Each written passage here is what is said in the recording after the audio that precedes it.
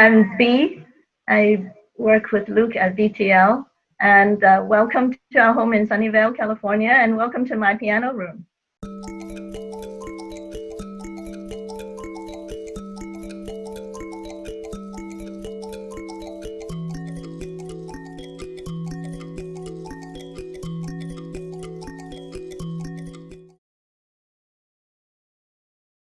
We have reopened the factory about almost four weeks ago.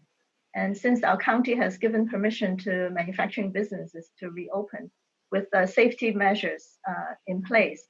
So we developed a safety plan, and the employees are all on board. We're all conforming to the safety plan. We're all wearing masks or face coverings while we're working. And we have marked off the work spaces so that people are at least 6 feet apart. And Luke developed some really pretty neat ideas in terms of using one person to pack an amplifier that's over 200 pounds.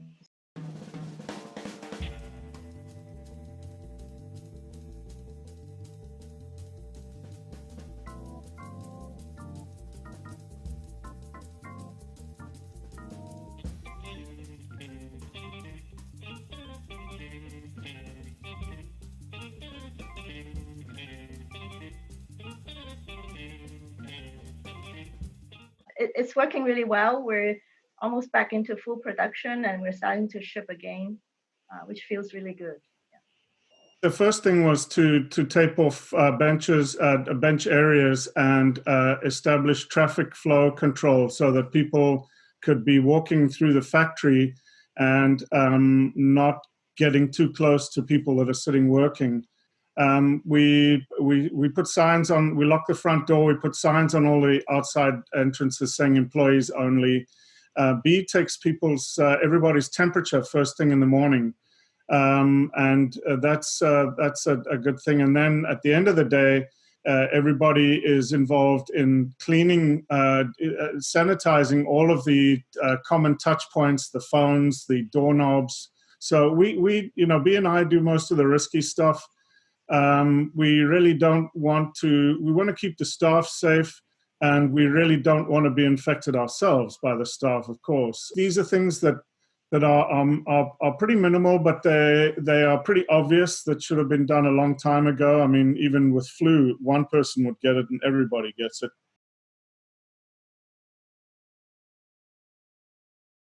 The dealers are starting to come back, and during the shelter in place, I think many of them the stores were closed, but they were still answering customers' emails and helping them over the phone. And I think our Southern California dealers, they are both open now, but probably with, on an appointment basis. So we're starting to see businesses coming back from the dealers, which is really, really good.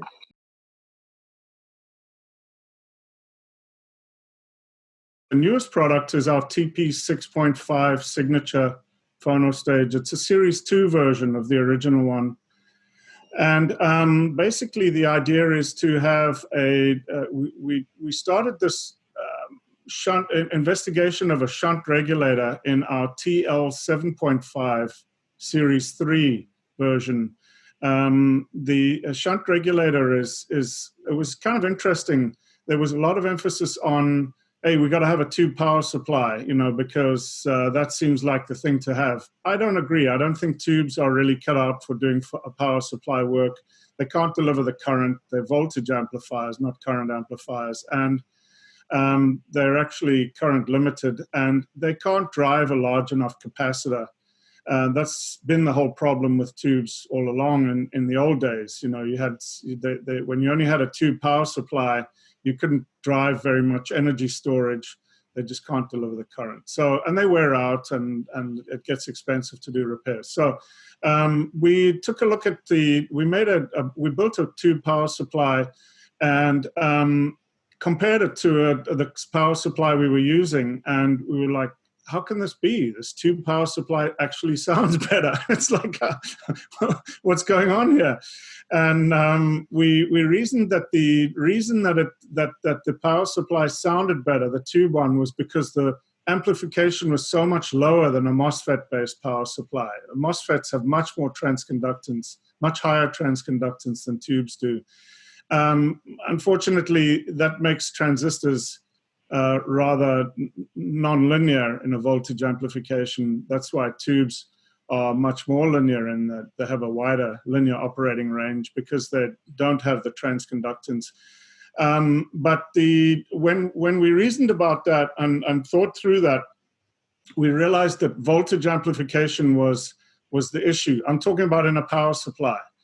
And so we reasoned that the better way to do it would be a shunt regulator, which is current amplification, and you're shunting a certain amount of current to ground.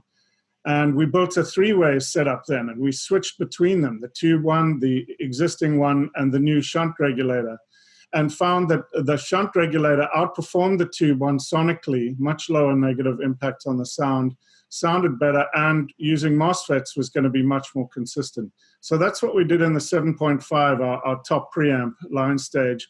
And we took that thinking and put it into first the TP2.5i, and then the TP6.5, and made that the Series 2.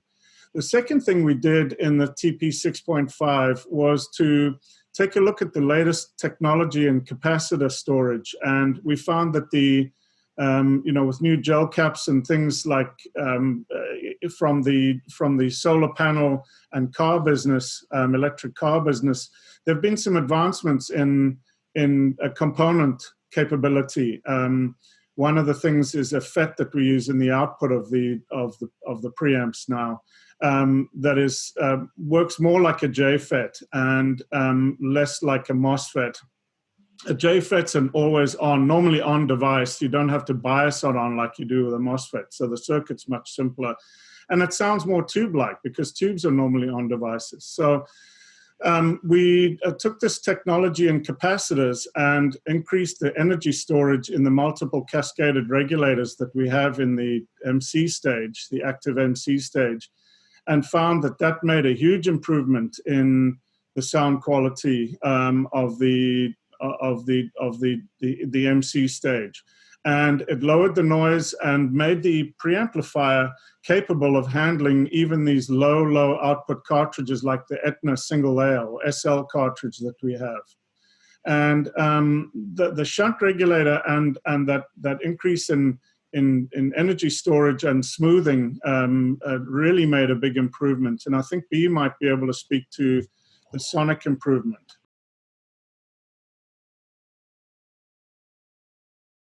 Maybe I can start off with the TP2.5i. The TP2.5i, is a phono preamp in our performance series, and is so-called what we call the entry-level phono stage. So the prior version of the TP2.5 was, really good sounding, fun to listen to. However, I think once when Luke added the shunt regulated power supply into that unit, this new feature have really just brought the whole unit to a new level. It adds the excitement of the music.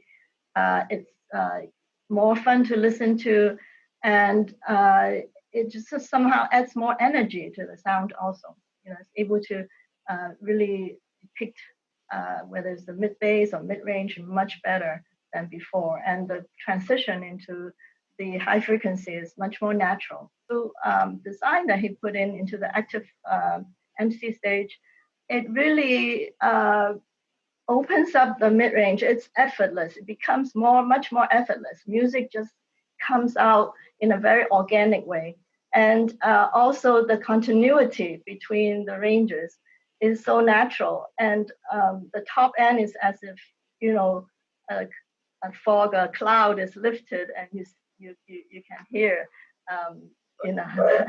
the beauty of the top. So I think it's the development time of the TP6.5 Series 2 was actually pretty smooth. And the thing that we worked on was to lower the noise level as much as we can. And that has a lot of impact on the sound. The more you can lower the noise level, the better, the music comes up and scales up and, allows it to come through.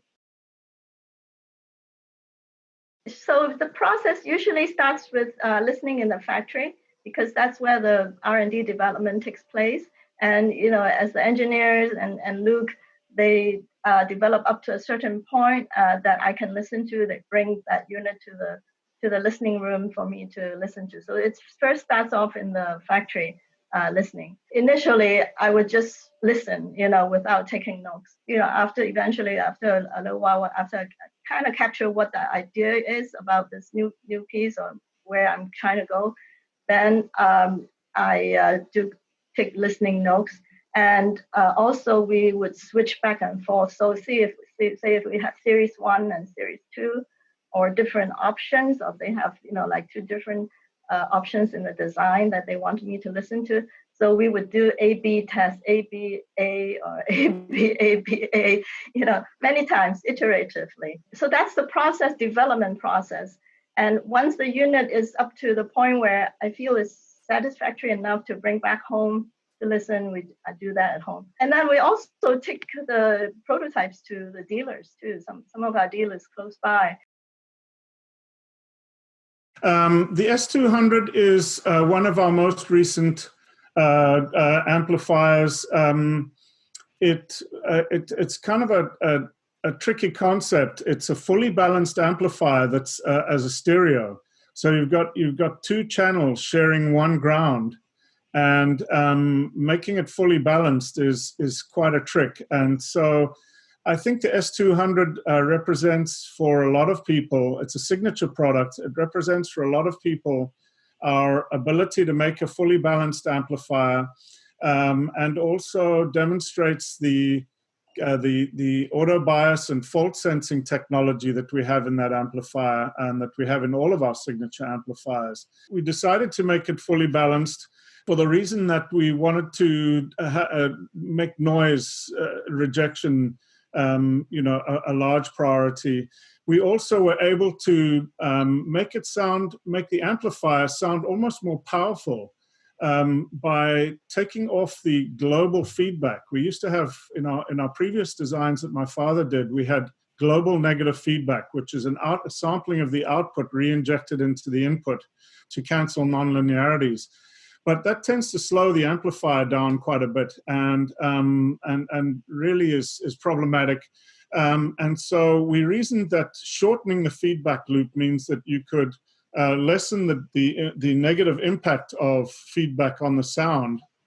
It's shorter, faster feedback loop, and we could actually make it switchable. So the S200 has what we call our damping factor, or DF switches, and you can adjust the output impedance and match or tailor the amplifier to A, to the user's taste, and B, to the loudspeaker load. Some people like a little more feedback, they want more control.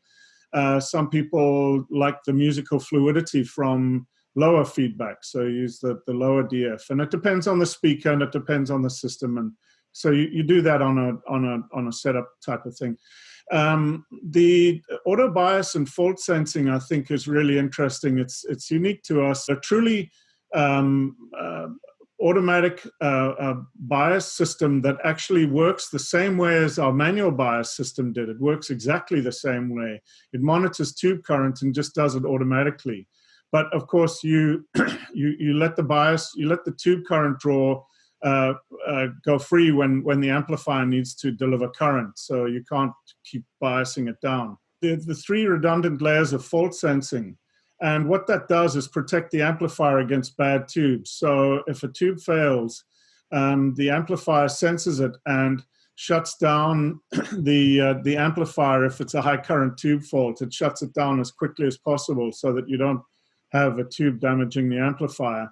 And it indicates to the user which tube was the reason for the shutdown. Another thing that we did was when you adjust between triode and tetrode mode, you can do that automatically and then rebias for the new mode. You can just do that on the fly. The triode mode tends to have a deeper sound stage.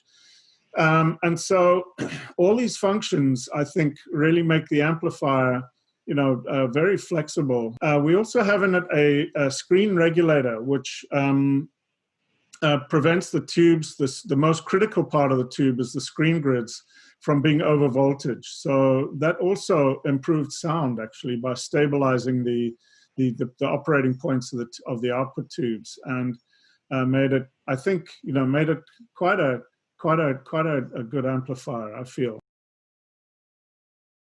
Well, when we developed the S200, the goal was to develop a stereo version with all this technology, and bearing in mind that the MB450 Series 3 signature monoblock, this particular model is the forebearer, is the one that leads the way.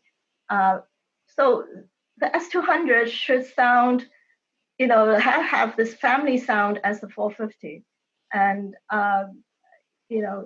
whereas the 450 is powerful, is fast, and very excited and fun to listen to.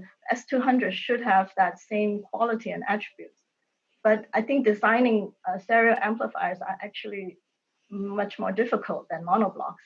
And the listening process was very, very long. It actually, I would say, it took maybe 2 years at least to refine the S200 until we're satisfied.